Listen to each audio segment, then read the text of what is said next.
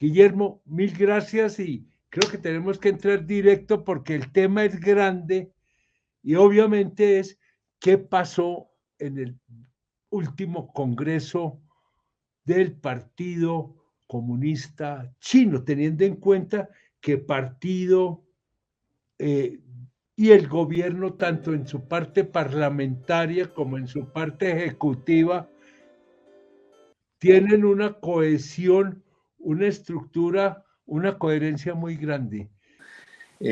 Pues bueno, empecemos para responder esa pregunta, explicar de qué se trata este Congreso. Este es el Congreso partidista más importante del mundo, del mundo. Uh -huh. ¿Y por qué es el Congreso partidista más importante del mundo? Porque mientras en otros países un Congreso partidista no puede se limita a nada distinto que elegir a alguien que pretende ejercer después el poder como resultado de un proceso de elección, se elige realmente es un candidato. El diseño institucional de China, desde la Constitución, que dice que China es un país que se dirige hacia el socialismo y que está dirigida por el Partido Comunista, pues lleva a que los congresos del Partido Comunista no sean congresos limitados a elegir un candidato, sino que sean realmente congresos de planteamientos muy profundos, ideológicos sobre cuál ha sido el curso del país y hacia dónde debe dirigirse al país bajo esa premisa de que en China pues la dirección del país está bajo el Partido Comunista Chino. Entonces eso es lo más importante que hay que entender. Pero en 1977 se decide que el Congreso tiene que regularizarse, tiene que ser cada 5 años y tiene una agenda que es muy clara. El secretario general del partido presenta un informe sobre los 5 años anteriores. La Comisión Central de Disciplina, que tiene que ver con la ética política del partido, la lucha anticorrupción, presenta un informe también. Si hay que hacer si se van a discutir reformas a los estatutos del partido para cualquier cosa, ahí se discute y se elige el comité central que va a elegir después a las instancias que son 260 personas y que eligen a las instancias siguientes. Y esa es la agenda de un congreso del Partido Comunista. No pasa nada más. Razón por la cual todo lo que pasa previamente, todo lo que pasa en el Congreso ya está previamente decantado, discutido, y los casi 3.000 delegados que asisten al Congreso, pues realmente llegan con una cantidad de trabajo preparatorio sobre el informe de Xi Jinping, sobre la comisión, sobre los borradores de reforma de los estatutos y sobre el nuevo liderazgo que va a seguir. Y por eso, desde esa época, estos congresos son congresos de transiciones muy suaves. Pues me da la impresión por lo que me decías y no lo tenía yo por lo menos presente, que aquí realmente desemboca todo un proceso de amplia discusión que se va dando como en las diferentes instancias y se va cocinando, digamos, y discutiendo lo que ya después se lleva al Congreso casi que para su formalización, ¿sí? Por eso es un Congreso muy formal en todo sentido, donde no hay las grandes discusiones, porque las discusiones ya se habían dado anticipadamente. Es un Congreso como para oficializar decisiones, posiciones. Yo diría que más que para oficializar, es para ratificar el consenso, ratificar Ah, que el consenso importante. político se ha hecho alrededor de las cosas del partido, porque es que ese sistema de consulta, y aquí viene una cosa muy importante, como se trata de reflejar en el partido la unidad política que es nacional, ese proceso de consulta llega a una etapa que sucedió una semana antes del Congreso, de consulta con personas y organizaciones ajenas al partido, que eso yo no lo conozco en ninguna otra organización partidista del mundo, que lo que se va a llevar allá lo consulten con fuerzas partidistas y personalidades externas al Partido Comunista. Y el proceso consultivo incluyó eso, por la importancia de las declaraciones que se hacen, ¿no? Una pregunta, Guillermo. ¿Hay organizaciones partidistas distintas al Partido Comunista Chino, aprobadas por China, que pueden funcionar, pues me imagino, bajo cierta reglamentación en la China? No, sí hay muchas. De hecho, hay un brazo del Kuomintang Ajá. patriota que se quedó en China. Hay agremiaciones de empresarios que hacen parte ya de una estructura distinta que es la Asamblea Nacional Popular y la Conferencia Consultiva del Pueblo Chino, eh, porque China, el triunfo militar en el 49, pues es el resultado también de una política de frente unido. A mí me da la impresión con lo que estás diciendo, con lo que uno pues alcanza a vislumbrar de la China, que lo que sí es muy importante, muy en el corazón del pensamiento chino y el pensamiento del Partido Comunista Chino, es el tema de la unidad nacional, territorio, defensa del territorio, y de alguna manera que haya una unidad en la población, ¿no? Este manejo de las minorías, yo creo que en China es muy complicado y Mm, que sentiría uno allí que no hay como una expresión de, de aceptar una diversidad, ¿no? sí, no, al contrario, en el comité central anterior y en muchos de los Sí, comités centrales y en el nuevo hay una representación importante de minorías en el comité central que son 200, un poco más de 200 personas que son las que eligen después el Politburó. Hay casacos, hay uigures, hay tibetanos, hay de otras minorías nacionales. Digamos que la idea de la unidad nacional y del Frente Unido sí. hace parte de las constantes de la política interna de China. Yo digo que la política china es una política que consiste en una serie es una ecuación de una constante y de varias constantes y una variable. Y las constantes son el camino socialista, la dirección del partido, la guía ideológica del marxismo, leninismo, adaptado a las condiciones de China en el pensamiento Mao Zedong, en la teoría de la economía de mercado socialista de Deng Xiaoping y en las contribuciones teóricas del camino socialista de la nueva era de Xi Jinping. Y el Frente Unido, esas son las constantes, eso siempre va a pedir. Y la variable es quién dirige la cosa. Entonces, en una época fue Mao, en otra época fue Deng, pero de resto todos están Pero en con función una, de que se avancen las constantes. ¿Cómo se construye una sociedad moderna? ¿Cómo se hace el rejuvenecimiento de China en una concepción socialista? Esa es la constante. un socialismo que se construye teniendo como un eje el Estado, la política del Estado, las acciones del Estado, pero que abre espacio para que puedan haber otras formas de organización, otras formas de expresión, otras formas de producción, ¿no? Y hablábamos ahora antes de conectarnos cómo, cómo hay un interés del Estado chino y parecería que con este Congreso se afianza de buscar evitar desequilibrios en riqueza y en ingresos muy altos. Es decir, vamos a admitir iniciativas privadas, empresas privadas, pero sometidos, digamos, a un compromiso social, sometidos a que son finalmente agentes actores de un proceso de desarrollo nacional. Es un poco ese, Sí, o de te malinterpreto. proceso de desarrollo nacional socialista, ¿no? ¿El No es sentido redistributivo y estatal o qué?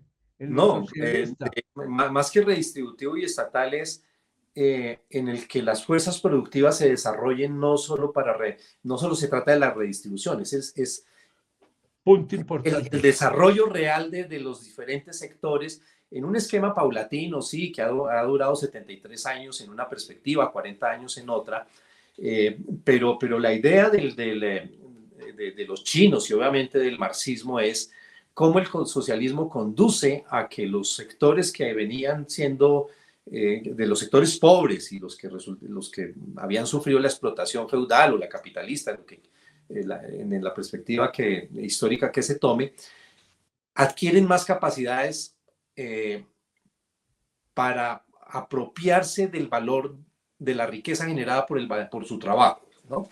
Eh, y de eso se trata finalmente el socialismo, de cómo la riqueza llega más a la gente que la produce y no debe ser esencialmente a través de mecanismos redistributivos, sino del desarrollo de las personas y de sus capacidades para llegar a los niveles, y esa es una tarea en la que China está comprometida y es lo que se ve cuando estábamos hablando también antes, que yo te contaba que una explicación de los chinos es que cuando hablan de la prosperidad de China y de la derrota de la pobreza y se habla de cómo se ha creado un mercado de 500 millones de personas en clase media de consumidora, los chinos, pues sí, lo destacan, no niegan su importancia, pero niegan más bien, pero afirman más bien la magnitud del reto que sigue, que dice, este es un país de 1.450 millones de personas, si tenemos 500 millones de personas ya en clase media consumidora, hemos hecho una gran tarea en derrota de la pobreza, pero nos faltan 900 personas, 900 millones de personas. Y eso es lo que tanto el reporte de Xi Jinping como el comunicado de ayer, aprobando el reporte, enfatiza de cómo seguimos con el camino socialista, la dirección del Partido Comunista, por qué ha sido correcto y por qué eso nos puede llevar a la siguiente fase, que es que los beneficios no solo se incrementan, sino que se vuelven más equilibrados entre todos los sectores sociales y todas las regiones, y específicamente dice, los esfuerzos que tenemos que hacer para el futuro tienen que ver con cómo el ingreso de la población es por lo menos igual al crecimiento del desarrollo nacional, de la economía nacional.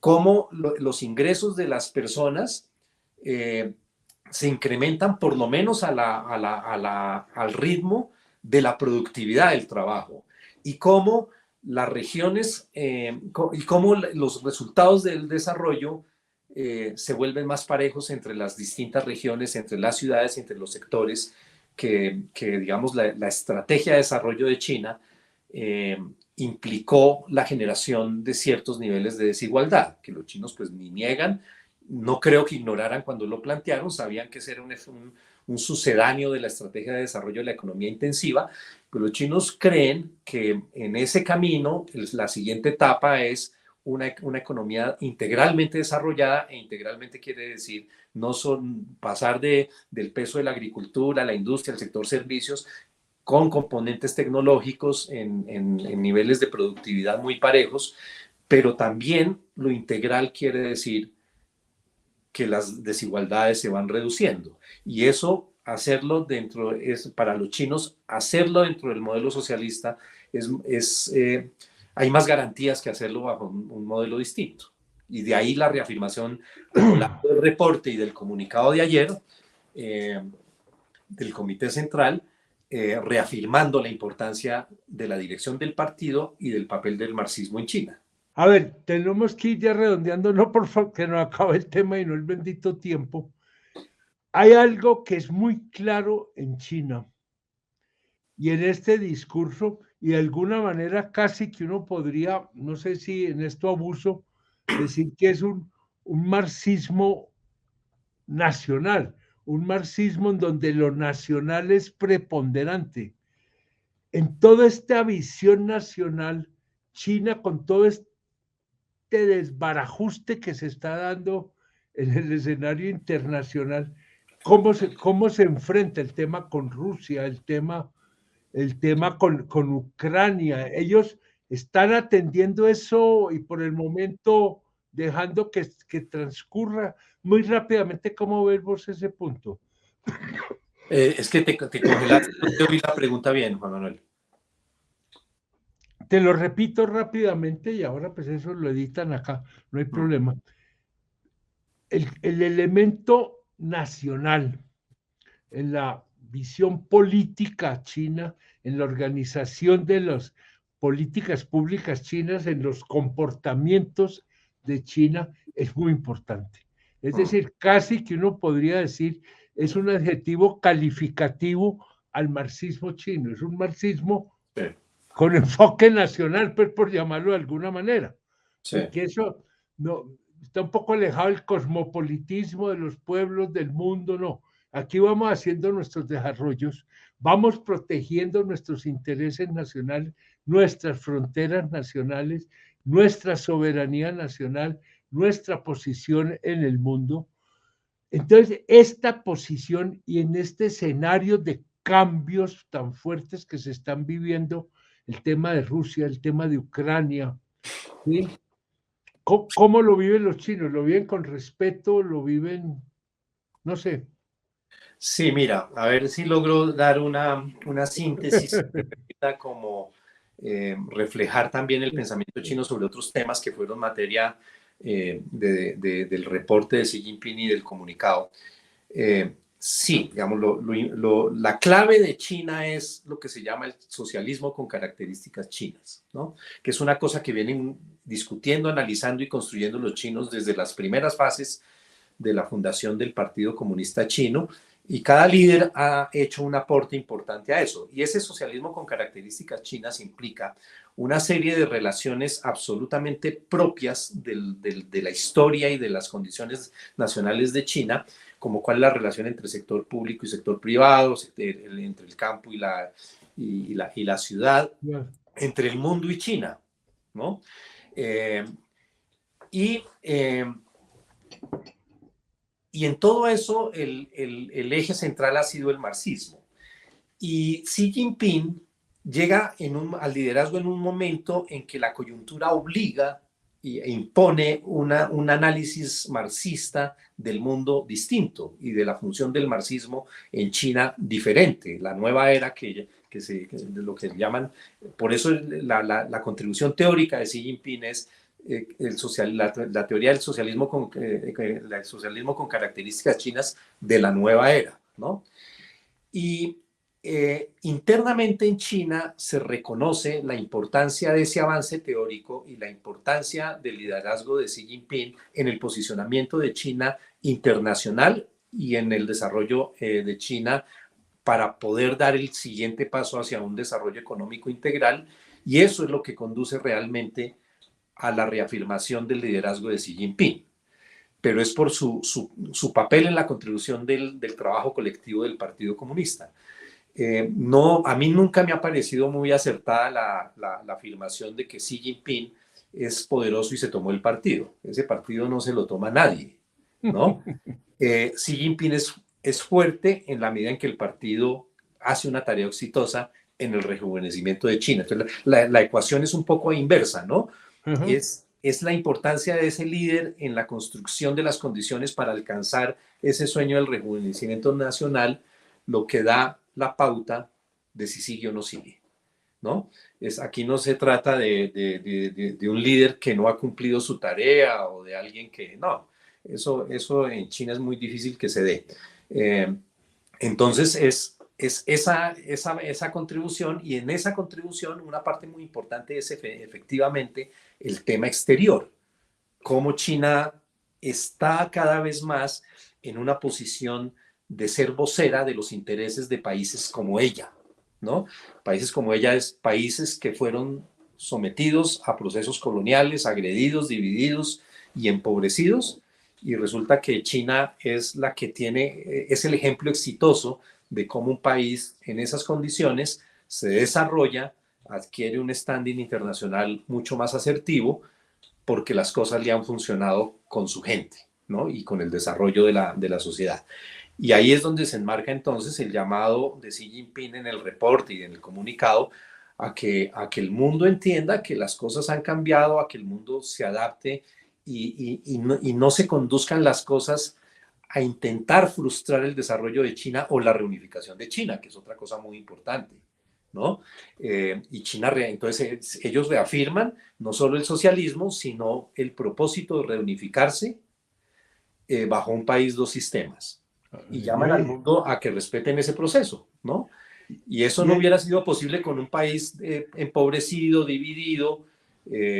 Es posible con un país tal y como está. Entonces hay una cantidad de factores que confluyen en ese sentido que desafortunadamente en la prensa occidental no se registran, no se entienden, que es muy raro porque el Partido Comunista Chino es la organización política más estudiada de la historia, ¿no? Uno se pone a mirar qué se ha escrito sobre el Partido Comunista y eso son decenas de libros en China y afuera, solo una recopilación de textos políticos del Partido Comunista Chino o de la izquierda china entre 1912 y 1949, liderada por un inglés, tiene 10 tomos. Entonces es increíble que en Occidente se sigan reflejando estos eventos tan importantes a partir de una posición realmente de ignorancia. Y entonces, por eso es tan importante poder hablar en estos escenarios como el que tú ofreces, un poco más a fondo para entender de qué se trata y entender de que ahí había muchísimo más que una reafirmación de un liderazgo. Como dice el comunicado de ayer, lo que resulta de este Congreso es un derrotero y una guía ideológica hacia la China del 2050, sintetizando la experiencia de la China de los últimos 5 años y de los últimos 10 años fundamentalmente, que es el liderazgo de Xi Jinping. Vea, mejor cierre para esta conversación imposible la que acabas de hacer. Y es indudable que vamos a tener que hacer una segunda parte de esto, ya coger unos temas más concretos, pero creo que como presentación, ambientación, porque ese congreso es muy importante, no solamente para China, para el mundo hoy, ¿sí? Y yo creo que todo aquello que nos ayude a entender qué significa el congreso, qué se desprende de allí, qué se ha ido expresando en ese congreso es fundamental. Y creo que no tenemos mejor guía que Guillermo para introducirnos en los vericuetos de la política, del ser chino, que para mí China para mí es mucho más que la simple institucionalidad. Guillermo, mil gracias y quedamos pendientes para seguir profundizando ya temas más concretos. Muchas gracias. Bueno, muchas gracias a ti. Hasta luego. Listo, chao.